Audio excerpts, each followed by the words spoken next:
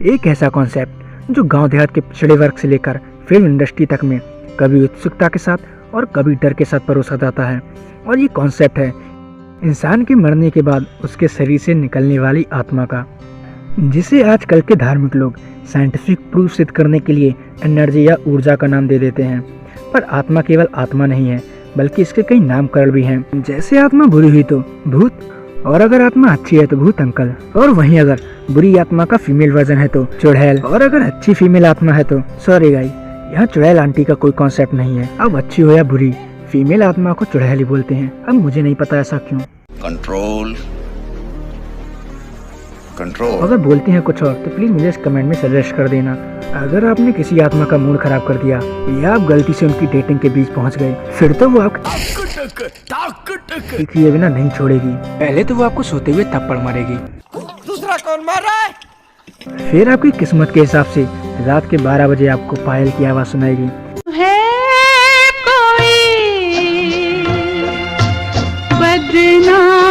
या रोने की आवाज। ये उनके मूड के ऊपर है, इसमें आपकी कोई चॉइस नहीं चलेगी। और कभी आपकी गाड़ी के सामने भैंस बनकर आएंगे तो कभी कुत्ता बनकर, कभी आपके बने बनाए काम बिगाड़ देंगे तो कभी आपका काम बनने ही नहीं देंगे। और अगर आपकी किस्मत परम भद्दी हुई तो आपके अंदर घुसकर आपकी गर्दन 360 डिग्री घुमाएगी और कहेगी मैं हूँ मंजुलिका की चाची चंडुलिका। पर क्या ये संभव है या ये सब महज एक आंखों का धोखा और दिमाग का खेल है? और आखिर आत्मा या भूत के होने की असली बुनियाद क्या है? ऐसा कौन सा तथ्य है जो आज की सदी में साबित करे कि आत्मा का अस्तित्व है? क्या इंसान का मरना मतलब शरीर से आत्मा निकलना ही होता है? अगर हाँ तो इसकी प्रामाणिकता क्या है? अगर है तो क्या आत्मा पहले बताएगी तुच्छी हरकतें करने की योग्य होगी? मेरा मकसद किसी को सही या गलत ठहराने का नहीं है, मकसद है बस सच जानने का।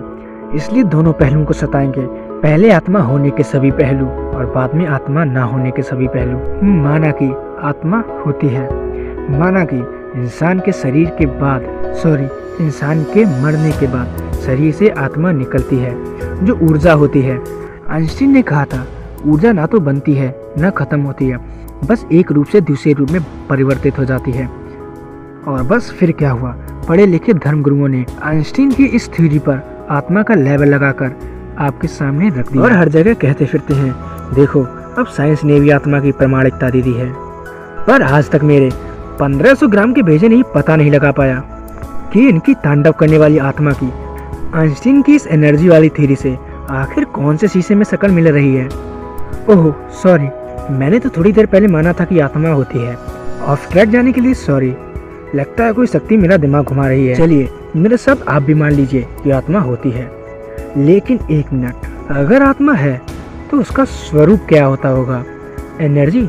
ओके मान लिया, शायद इसीलिए कृष्ण ने पहले ही बताया है गीता में कि आत्मा न मर सकती है, न जन्म लेती है, न काटी जा सकती है, न फोड़ी जा सकती है और वगैरह वगैरह। अगर ऐसा है तो सालों से नर्क में नंगा करके कीलों पर लिटाया जाएगा, भेजा निकाल कर गर्म तेल की कढ़ाई में पकौड़ा बनाया जाएगा, वगैरह वगैरह वाला कॉन्सेप्ट फैला कौन रहा था? कौन है जो सबकी फिरकी ले रहा था?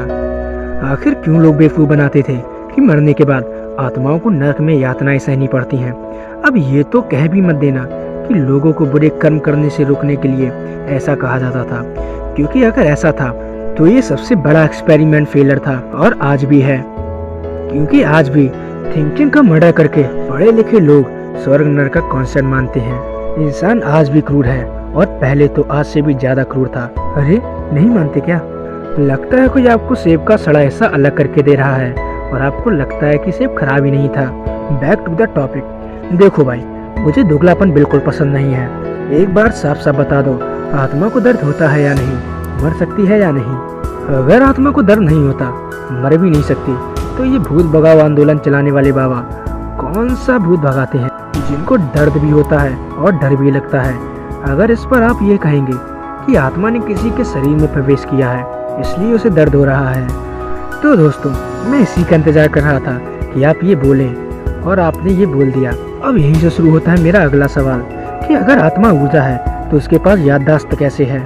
क्योंकि हम जैसे कम दिमाग वालों को तो यही पता है कि हम अपनी यादें, हमारे चलने की याद, बोलने की याद, हम कैसे दिखते हैं, उसकी याद इत्यादि इत्यादि।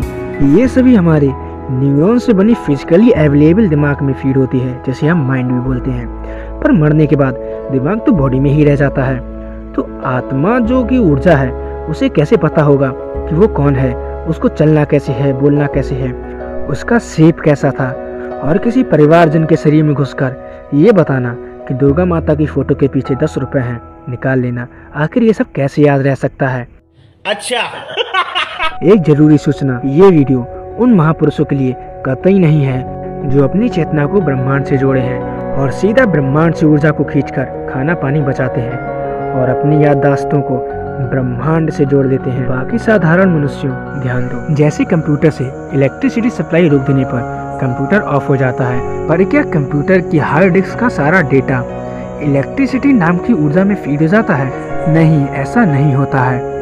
वैसे ही इंसान के मरने के बाद उसमें से ऊर्जा या आत्मा निकलती हो या ना निकलती हो, पर जो यादें हैं, हमारी याददाश्त है, वो दिमाग के साथ खत्म हो जाती है और बिना यादों के दुनिया की हर सजीव चीज मुर्दा ही होगी। एक बार आप खुद गहराई से सोचिए कि अगर आपकी यादें ही मिटा दी जाए, आपकी याददाश्त ही मिटा दी जाए, तो आप ये तक भूल जाएंगे कि आप दिखते कैसे थे। और हाँ, ब्रह्मांड से ऊर्जा खींचने वाले महापुरुषों से बच के रहना।